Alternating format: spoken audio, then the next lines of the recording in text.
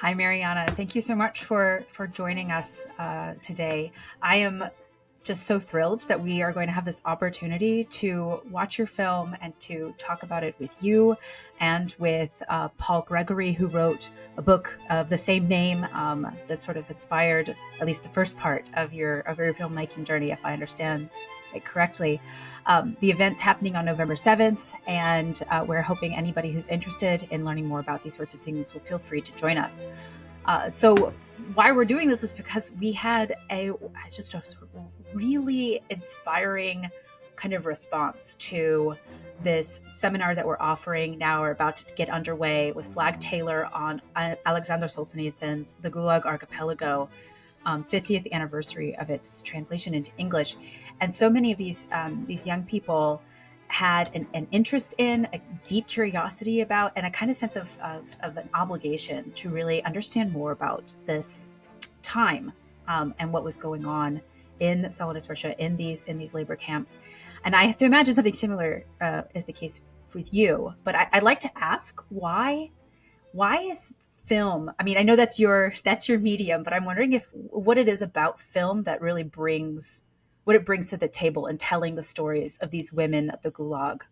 Why what does the film aspect actually get us to see? Why is it so important? Film is an emotional medium, as we know, so we get to experience. Of course, when you read, you can experience emotions, and you can, of course, imagine. And literature is incredible, but film communicates with us through emotions, and that's why when we just started the film with Paul, and he said, "How about I write a book and you make a movie?" And it took him 1 year to write a book, and seven. It took me 7 years to make a film, mostly because it's also fundraising. That's Paul's book. Um, it's um, we were thinking to maybe ask the experts. We actually had access through Hoover Institution to some of the best international and national Russian experts on the subjects of Gulag. We had Anne Applebaum, the author of Pulitzer-winning Gulag, whom we interviewed. We had Robert Service, who wrote extensively on the subject of Gulag, and who wrote a book about Stalin and Stalinism. We had Steve Kotkin. I mean, we had so many incredible interviews, and then we cut them all out because I think, and this is the power of the film, the eyewitnesses, and um, there are six characters, and five of them died for sure, and I don't know about the last one, Yelena. Um, and we sort of jumped into the last wagon of the departing train to listen to them firsthand. And I think it's more powerful than any incredible expert who could talk about it. So that's why I think film is so different and important. In interviewing these women, did you have a sense of what was motivating them to tell their story? I kind of get a sense of what's motivating you, but I'm curious about what brought them to sit down in front of you and to talk about what must have been just a horrific and painful experience. Why did they do it? It's interesting, the question, that you said you kind of had a sense of what motivated me, but when I started the film, I didn't understand what motivated me. I just said yes, and it was kind of an energy of making this film. I think I could explain it rationally, but I really understood what motivated me probably a few years after the film was finished. So, but that I could mention it later. But Yes, please. the women, we all know how Russian politics has turned in the last 20 years, gradually but surely. And we all know how, instead of becoming the heroes, the sort of, the way the Holocaust survivors are treated in the West, or the World War II heroes are treated in Russia, the Gulag victims were sort of forgotten in the time I interviewed them, which was about 8 years ago, 10 years ago. And now it's actually getting reversed completely. If you're reading press, the whole, they had this interesting beginning when they would put the little plaques on the buildings, on the houses of the people who were repressed and arrested, and these plaques are being removed by the government right now. We used to have Russians used to have a memorial society, which was a non-profit organization that used to collect data from the people, about the people who were in the Gulag. And in fact, a lot of our characters were found through that organization. Raginsky was its head, and fortunately, he didn't live to see this organization to be declared, the foreign agent and exiled outside of Russia, and sort of the offices being closed. So I think it was kind of, you sort of felt that something like that was coming up, and these women were not, they their stories were not heard, of course, and in many families, people don't talk about. And I think it is true when they say that you live through the trauma by talking about it sometimes. And we only, of course, talked to people who wanted to talk about it. And we had one of our characters, Adil, who said, I lived so long to tell my story. Two of them wrote books. Yeah. Well, I am very glad that you corrected me and about anticipating your obli. I mean, I just thought the stories were so compelling, but I want to hear more about your story and why. Yeah, what ended up being the motivation to undertake this project. I think I selected, to show this film on November 7th, which is the date of Russia's, October Revolution. I thought it's a meaningful date to show such a film, um, because all Stalin's dictatorship was, the consequence of what happened, with Lenin's dictatorship of the proletariat and so forth. I think, I started doing genealogy with my family a few years during the pandemic, a few years after the film was finished.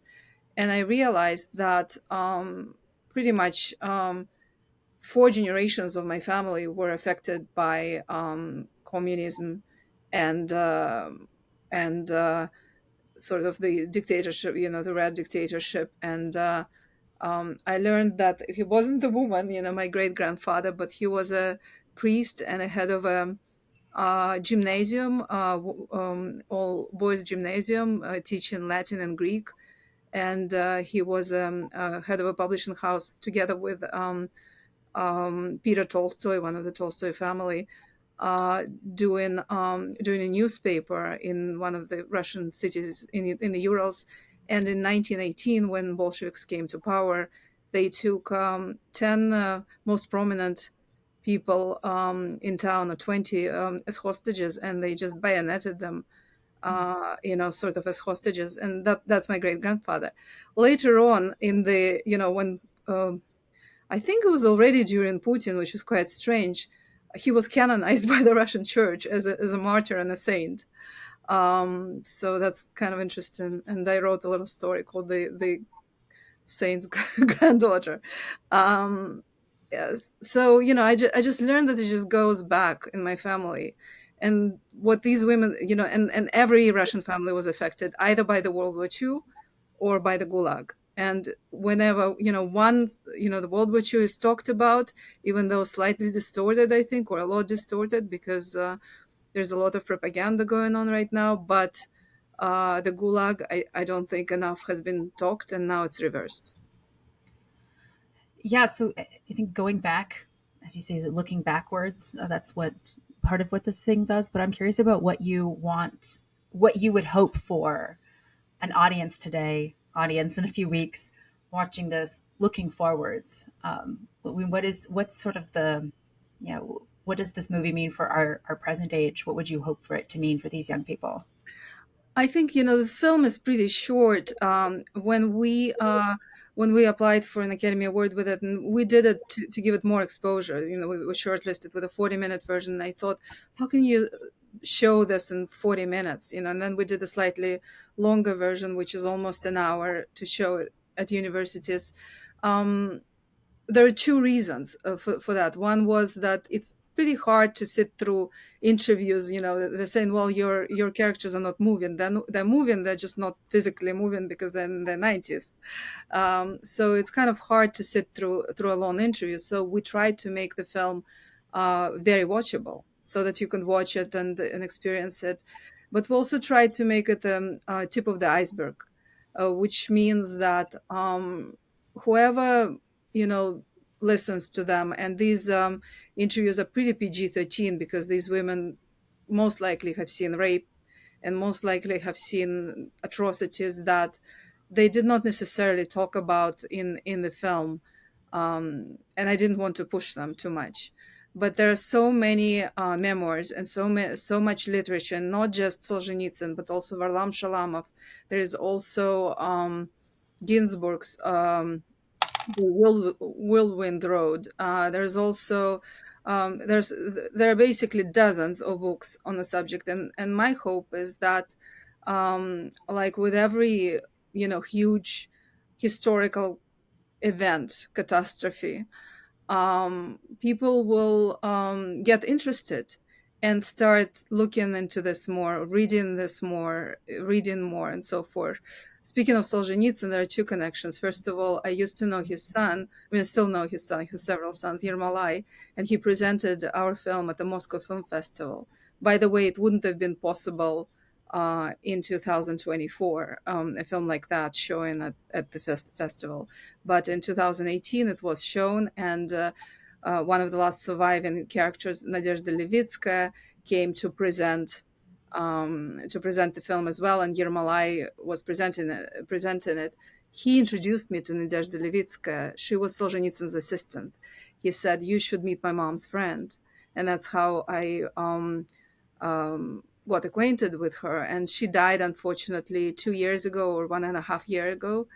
But she basically pointed out that Solzhenitsyn used her narrative and used her dialogue in the first 20 pages of Gulag Archipelago. He said, Nadezhda Levitskaya, and it's actually in the film when she says, when people get arrested, they start asking me, what for what?